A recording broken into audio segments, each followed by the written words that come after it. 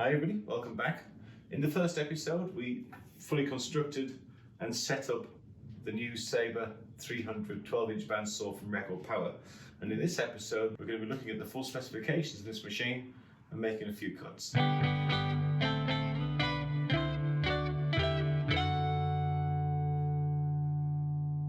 Okay, so the Sabre 300 bandsaw is designed for the slightly smaller workshop where space is at a premium. But saying that, the power that this machine has, you're not losing anything by getting a slightly smaller machine.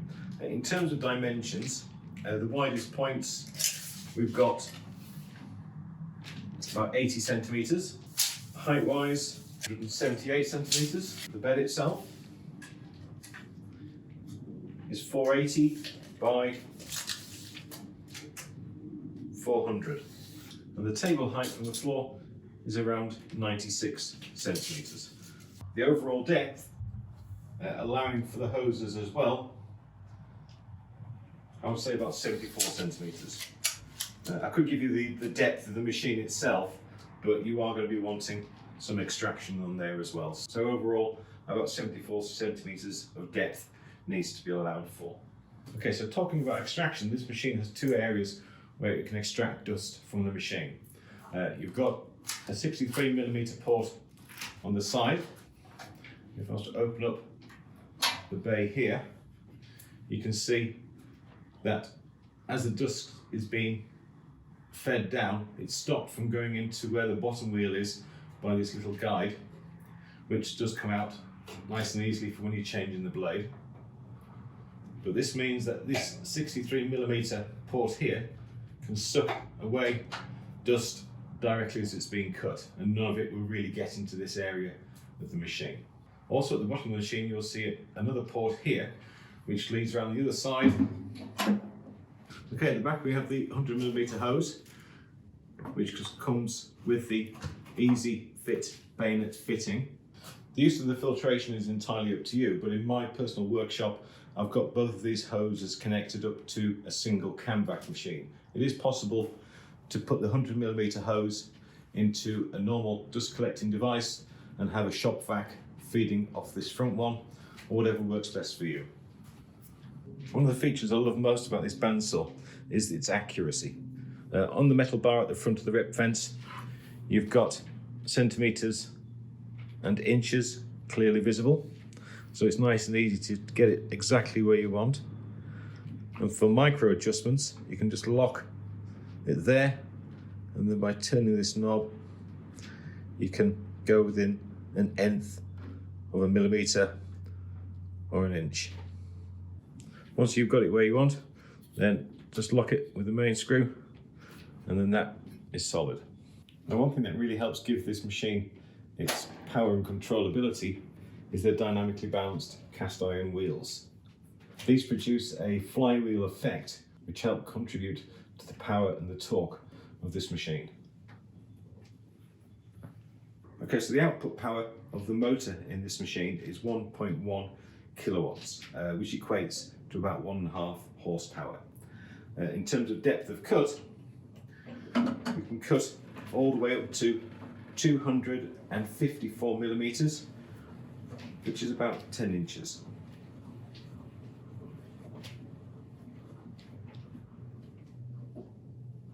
The bed itself will go from -6 degrees to 45 degrees, and this is done with a very powerful cam action on the back. And a lock, of course, so you can lock it in any angle you desire. Okay, the blades this machine takes can go from 6 to 19mm in width, and the blade length is 2,420mm long. In imperial, that's 1/4 of an inch to 3/4 of an inch, and the blade length is 95¼ inches long. Right, that's about all the specifications we need to talk about with this machine, so I think it's time to cut something. Okay, we've got a small piece of pine, 20mm by 60, which is about 3/4 inch by 2¼ inch. Now, this obviously won't give this machine any kind of bother, but I want to quickly make something which is going to be completely invaluable to us. I'm just sticking with the 6mm blade that came with the machine. I'm going to be wearing a dust mask. I'm going to be turning the extraction on for the machine, so I apologise now about the noise.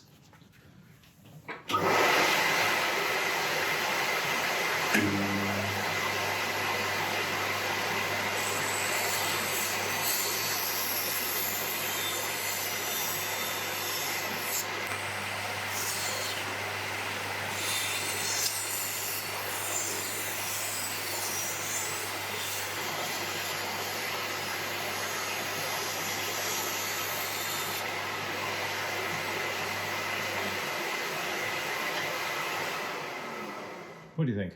You have no idea what it is, do you? Right, one of the most important things you can use when operating a bandsaw is a push stick. Push sticks are little devices that you use to help guide and feed wood through, so fingers don't have to get anywhere near this blade. The machine does come with a very, very nice push stick, but sometimes you could do with 2 or 3.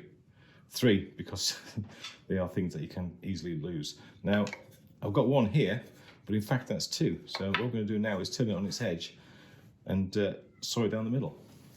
So bring up the saw fence. I'm going to eyeball this. I'm going to get it close, lock it off, and then with the fine adjustments, just tweak it to what looks like half. That should be okay. Right, I'm just going to feed this through using the other push stick.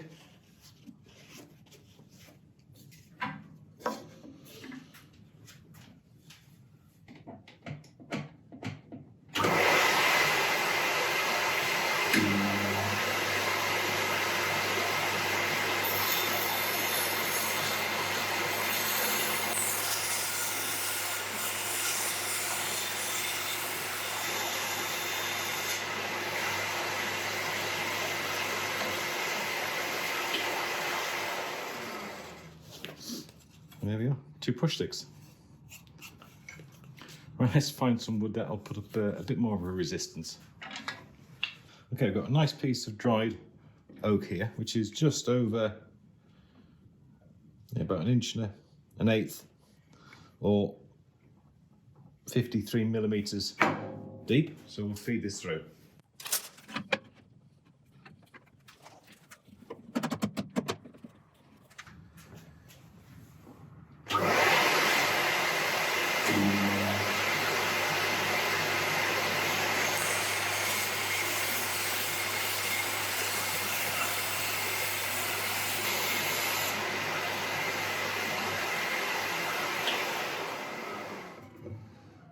There we go. Not bad at all. Didn't really feel much of a resistance. The bandsaw certainly didn't slow down at all. Let's have a go with that orientation. Okay, this time we're going through just over 5.5 inches or 14 centimeters dry oak.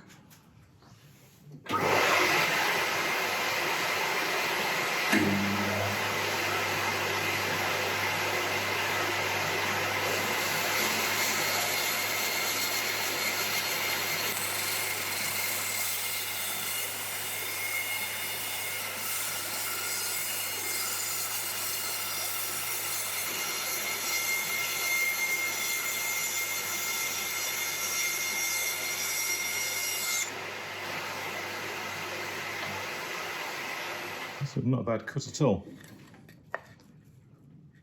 Not bad at all. I did get it stuck halfway towards the end, and I think I just need to adjust this plate a little bit. There's a couple of grub screws on the side which you can raise and lower this plate. I've just got a bit of a lip there, so I just need to quickly adjust that.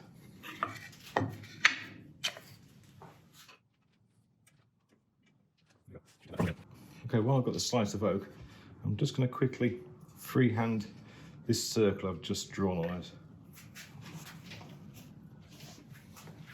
This will drop the blade down and lock it off.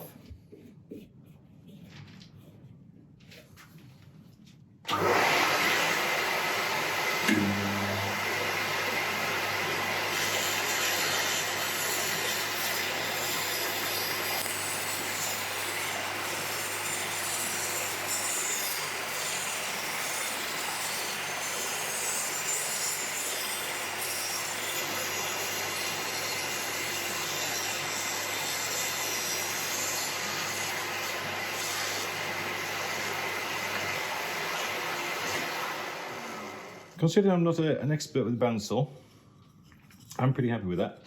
That was freehand. In later episodes I will be making jigs and different things for the bandsaw which will help us cut this kind of thing more accurately. But for a first go, I'm pretty happy. Nice and easily to control. Just take your time, you can do it. Okay, I've been searching around the woodshed for things to cut, and what I've got here is a very old piece of yew. Now, yew is harder than oak, so at, again, just over 5 inches deep, I think this will be quite a challenge. Okay, I'm going to cut this side because there's more heartwood on here, which should be harder to cut through. Don't forget, we're cutting these pieces with the blade that the machine came with, so we're not making this up, we're not swapping it out with a fancy blade or anything like that. This is the one that came with it in the box.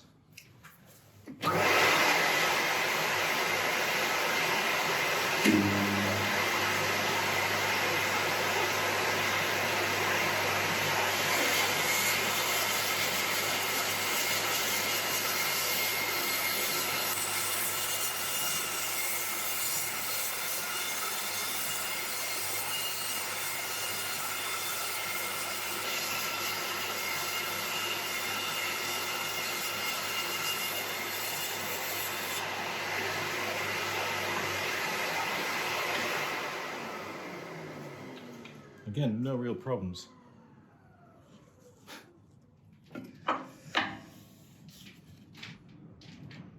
That's wonderful. By taking slices like this through a board, you can end up with absolutely gorgeous, book-matched pieces of wood. Yeah, glorious. Right, I'm going to keep that somewhere safe. We can use that. Okay, now I want to try and give it a bit more of a test. This is a Sucupira, which is a South American hardwood. To give you an idea of its hardness, oak has a hardness in Janka units of about 1300. Yew that we've just done has about 1500, and the Janka hardness of this is over 3000. So it's technically twice as hard as yew.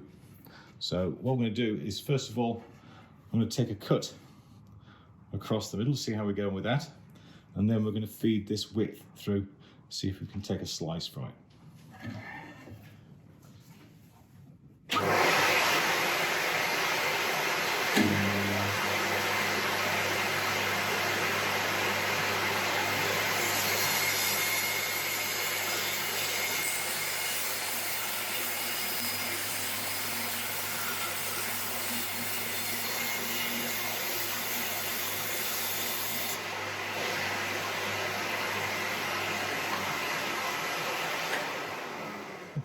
Again, no real problems. The width of this piece, by the way, in case you're interested, is just under 2 inches. Right, I'm going to go across width, and this is 6 1/4 inches or 158 millimeters.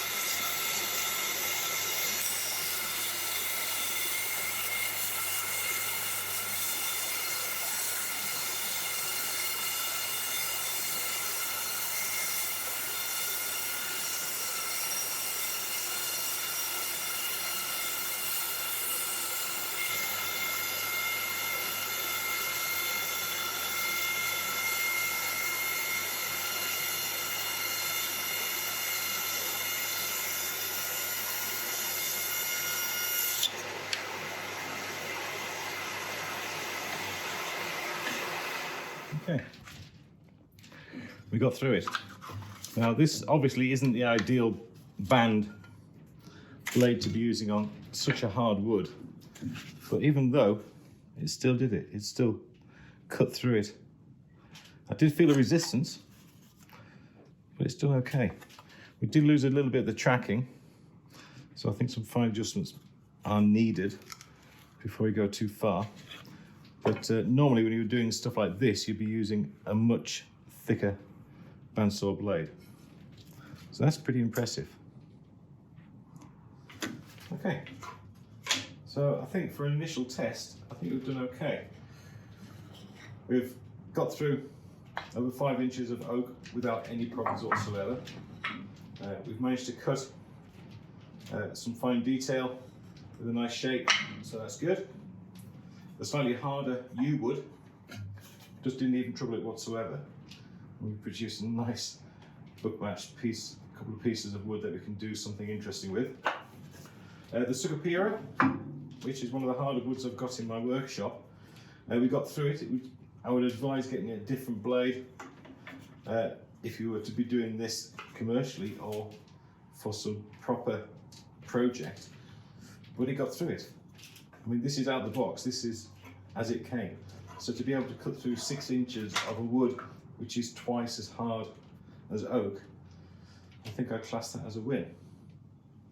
Okay, if you have any questions, please feel free to leave them in the comments below. I'm going to be doing a 3rd episode of this in a few weeks' time, where I'm going to be making a few jigs, trying out a few different blades. I'm going to see what we can get this machine to do. But apart from that, thank you very much indeed for watching, and I'll see you soon. Thank you.